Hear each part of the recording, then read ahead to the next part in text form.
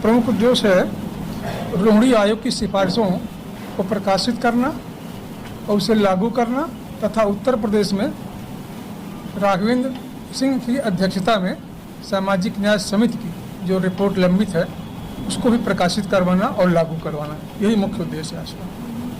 तो आज आपके संगठन में जो रोहिणी आयोग एवं सामाजिक न्याय समिति के द्वारा ये कार्यक्रम कराया जा रहा है, तो कितने संगठन वाले आज एकत्रित हुए? आज करीब 2 दर्जन जो अखिल भारतीय प्रदेश स्तर के संगठन हैं, सामाजिक संगठन एवं जातीय संगठन के प्रमुख लोगों के आज यहाँ पे बुलाए गए हैं और उन्हीं के द्वारा आज ये प्रेस वार्ता संपादित किया जा रहा है। सरकार की प्रमुख मांगे क्या रहेंगी? मैंने बताया कि रोहिणी आयोग की सिफारिशों को प्रकाशित करके लागू करना केंद्र सरकार के द्वारा और उत्तर प्रदेश सरकार के द्वारा जो यहाँ पे सामाजिक न्याय समिति की रिपोर्ट जो लंबित है उसको प्रकाशित करके लागू करना, हमारे 2 मांगे। आगामी जो लोकसभा चुनाव होने वाले हैं, अगर ये आप मांगे आपकी पूरी नहीं होती हैं तो आगे क्या रूप होगा? पूरी क्यों नहीं होगी? जब एक आयोग जो है संविधान के अंतर्गत आयोग बनाया गया है तो मैं समझता हूं कि जिम्मेदार सरकार केंद्र में भी है और उत्तर प्रदेश में है, वो अवश्य ही लागू करेंगे। अभी तक हम लोग इंतजार करते रहे, लेकिन अब जिस प्रकार का माहौल चल रहा है हम लोगों को मजबूरन जो है जो अति पिछड़े जो वंचित समाज के लोग हैं उनको जागरूक होकर आज ये बैठक बुलानी पड़ी है। अदरवाइज हमें पूरा विश्वास है कि दोनों सरकारें लागू करेंगी। 2014 से 2023 हो गया है, प्रधानमंत्री अगर दोबारा अगर आते हैं तो उनका कार्यकाल तीसरा कार्यकाल होगा। 10 सालों में अगर नहीं हुआ तो आने वाले 5 सालों में होगा, ये क्या करेंगे? नहीं, रोहिणी आयोग की सिफारिश अभी लागू हुई है, 2 महीने पहले आई हुई है, लागू नहीं हुई, 2 महीने पहले अभी सबमिट हुई है। अब उसको प्रकाशित करके लागू करना चाहिए और मुझे प्रधानमंत्री पर पूरा विश्वास है, क्योंकि सबका साथ सबका विकास और सबका विश्वास का नारा देने वाले हमारे प्रधानमंत्री जी हैं। मेरा ख्याल है मुझे प्रधानमंत्री को बताने की आवश्यकता नहीं है, वो चुनाव के पहले लागू करेंगे और हम लोगों को पूरी आशा है कि बहुत जल्दी ये रिपोर्ट लागू होगी।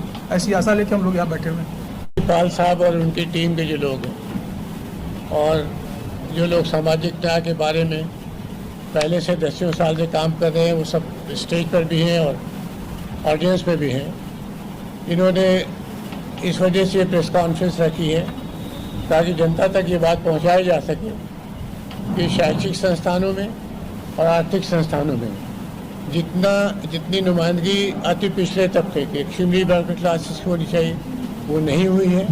उसको बढ़ाने के लिए भारत सरकार ने 2 कमीशन बनाए थे, एक स्टेट गवर्नमेंट ने, एक भारत सरकार ने, रोहिणी कमीशन और राघवेंद्र कमीशन।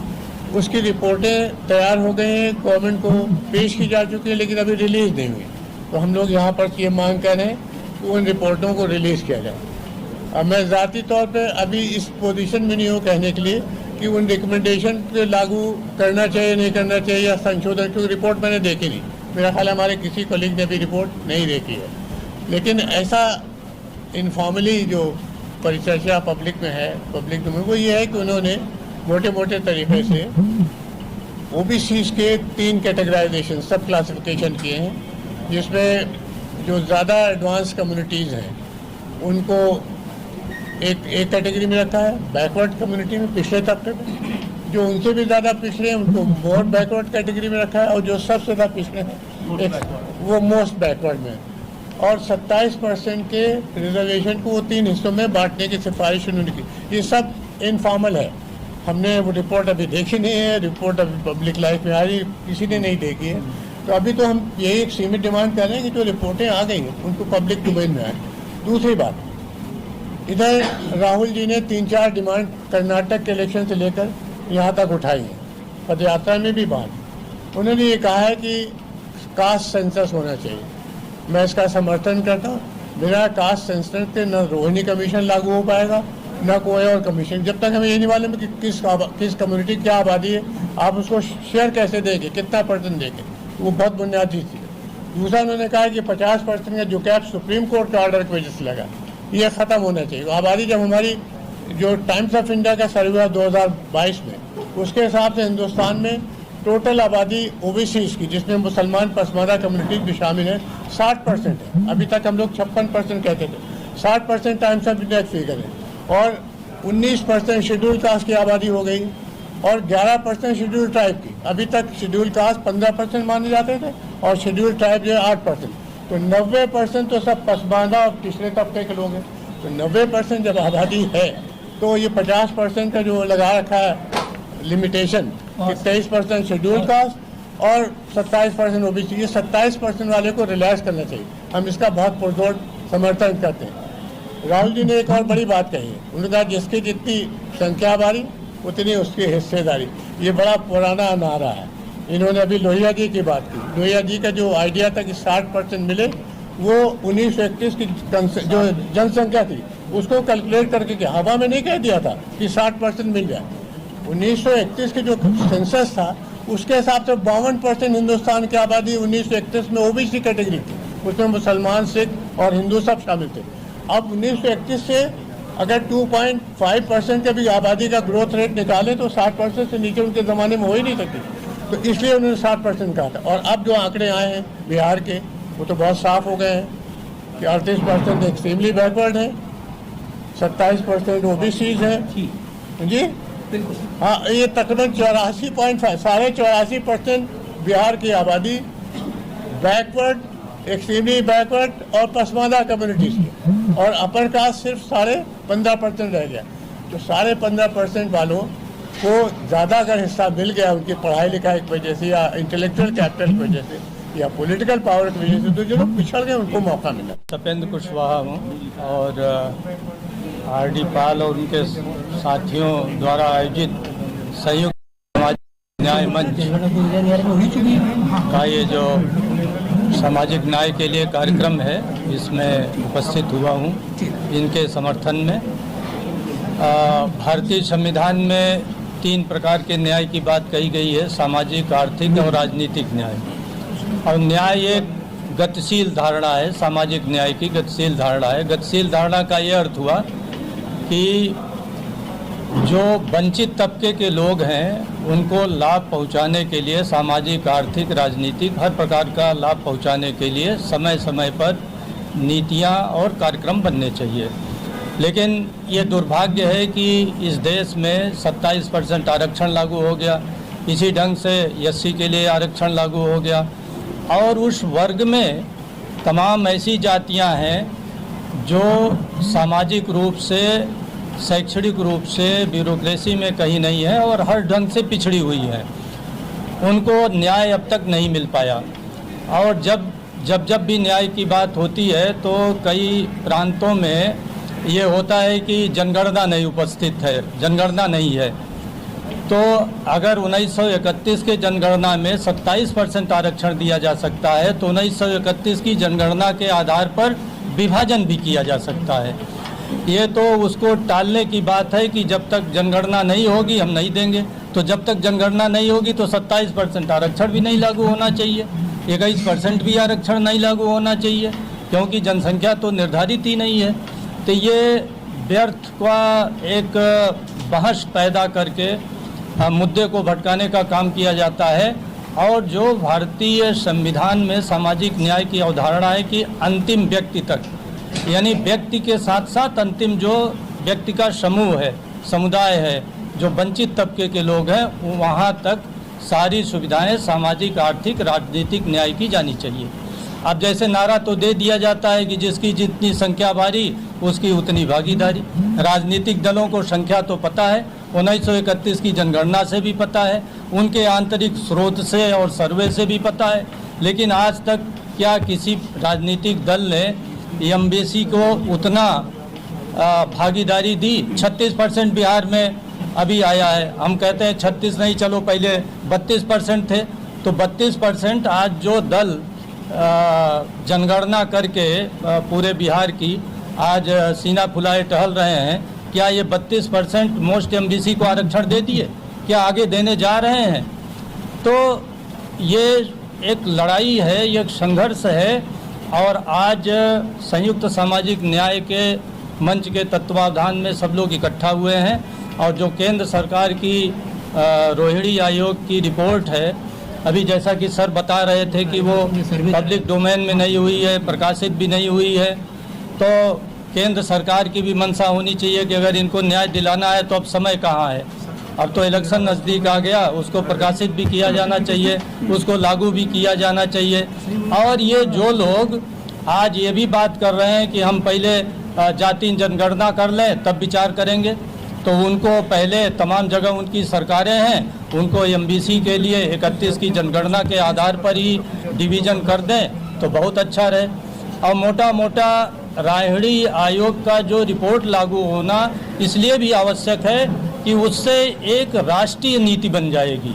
अभी तक तो राज्य अपने अपने ढंग से निर्णय ले रहे हैं, लेकिन अगर रोहिणी आयोग की रिपोर्ट लागू कर दी जाती है तो पूरे देश में सामाजिक न्याय का एक मानदंड स्थापित होगा, एक मानक स्थापित होगा और एक मोटा मोटी राष्ट्रीय नीति स्पष्ट हो जाएगा पूरे देश को कि सामाजिक न्याय के बारे में पूरा भारत देश क्या चाहता है। तो हम लोग उसी के समर्थन में इकट्ठा हुए हैं। धन्यवाद। एसपी सिंह नंद, आज हम लोग इस प्रेस क्लब में भारत सरकार द्वारा गठित रोहिणी कमीशन की रिपोर्ट को, जो एमबीसी के लिए, मोस्ट बैकवर्ड क्लास के लिए को भागीदारी देने के लिए, रिजर्वेशन के लिए जो गठित किया गया था, उसकी रिपोर्ट आ गई। 70 दिन पेंड हो गए उस रिपोर्ट को आए हुए। अब हम लोग चाहते हैं कि वो रिपोर्ट तुरंत लागू हो, लेकिन ये बात कही जा रही है कि साहब पहले जनगणना हो। वो अपनी जगह बात सही हो सकती है, लेकिन जनगणना का जहाँ तक सवाल है, 2011 में जनगणना हुई है, उसके आंकड़े प्रदर्शित कर दिए जाएं, जैसा कि राहुल गांधी जिसकी डिमांड कर रहे हैं। 2011 में जो जनगणना हुई है। दूसरी बात यह है कि राजनाथ सिंह ने जब सामाजिक न्याय समिति बनाई थी, तब बैकवर्ड क्लास का सर्वे उन्होंने पूरे उत्तर प्रदेश में कराया था। तो हमारे पास आंकड़े सब हैं और 13 राज्यों में एमबीसी का पृथक आरक्षण लागू है। जैसे मध्य प्रदेश या और तमाम कंट्री, केरल है, तमिलनाडु है, वहाँ लागू है। तो अगर यहाँ भी उत्तर प्रदेश में, जैसे बिहार में लागू है, तो उत्तर प्रदेश में भी जो अति पिछड़ा वर्ग है उसका पृथक आरक्षण लागू होना चाहिए। रोहिणी कमीशन की रिपोर्ट लागू हो, ये हम चाहते हैं। और भारतीय जनता पार्टी ही एक ऐसी पार्टी है जिससे हमको उम्मीद है आज के संदर्भ में कि वो इसको, आशा है हमको कि लोकसभा चुनाव से पहले लागू कर सकती है या करेगी, ऐसी संभावनाएं नज़र आ रही हैं। और कोई दूसरी पार्टी उत्तर प्रदेश में हमको नहीं नज़र आ रही कि जो कि इस रिपोर्ट के बारे में कुछ सोच भी सकती हो। उत्तर प्रदेश में राघवेंद्र कमीशन बनाया उत्तर प्रदेश सरकार ने, उसकी भी रिपोर्ट आ गई है। तो ये दोनों रिपोर्ट प्रकाशित की जाएं, जन जन तक पहुँचें, मोस्ट बैकवर्ड क्लास तक पहुँचें। अभी इसको तिजोरी में बंद रखने की ज़रूरत नहीं है, क्योंकि वोटिंग का समय आ रहा है, पब्लिक के बीच जाना है। तो ये सारे के सारे एमबीसी की डिमांड है, मोस्ट बैकवर्ड क्लास की डिमांड है, बिहार में लागू हो चुका है। और बिहार में जो एमबीसी की मोस्ट बैकवर्ड क्लास की जो जनसंख्या निकल के आई है 36% आई है, इसका मतलब उत्तर प्रदेश में भी 36% से कम संख्या नहीं होगी, नहीं निकलेगी। इसलिए आज का जो प्रसंग है, ये हम सब लोग जो है आज हैं पुरजोर मांग कर रहे हैं कि हमारी ये रिपोर्ट जो है रोहिणी कमीशन की रिपोर्ट, ये कमीशन की रिपोर्ट है, कोई समिति की रिपोर्ट नहीं है कि साहब सामाजिक न्याय समिति की रिपोर्ट है, उसको तो टाल दो। मेरा नाम आमोद राठौर एडवोकेट है और पिछले 25 साल पहले यहाँ पे कुछ लोग हैं मेरे साथी, जिस मुहिम को हम एक जनपद, उत्तर प्रदेश के एक जनपद से शुरू किया था। आज वो पूरे उत्तर प्रदेश में नहीं, देश के कोने कोने में उस वंचित अधिकार विहीन समाज जो सदियों से अत्याचार, अनाचार और अन्याय को झेलता आ रहा है, समाज के आखिरी पायदान पर वो व्यक्ति है।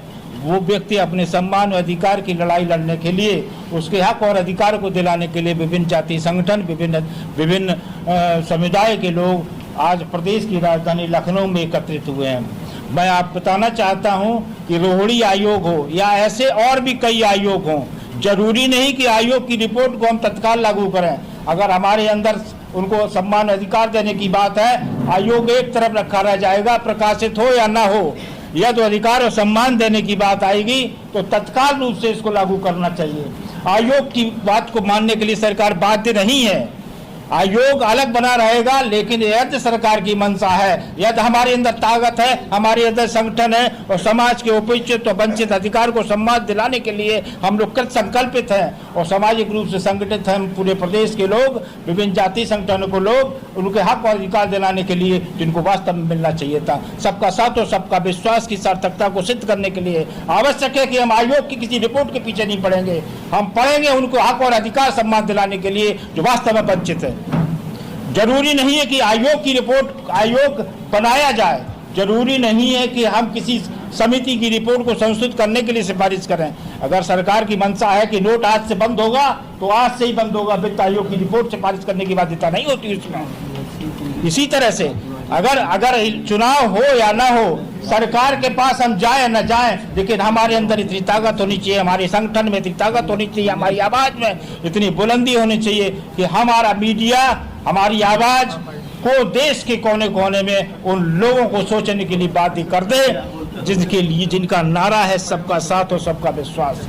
मैं चाहता हूं इस दिशा में मीडिया एक सार्थक भूमिका अदा करे। आप जैसे मीडिया के लोग, हम जैसे लोगों की आवाज को सत्ता के दूर दूर के कोने तक पहुंचाएं, उनको सम्मान अधिकार, उनके चेहरे पर मुस्कान आनी चाहिए। मैं जानता हूं सदियों से, बरसों से वो लोग अत्याचार सहते रहे, अन्याय झेलते रहे, उनकी आवाज को शायद प्रदेश की राजधानी के कम लोग सुन पाते हैं।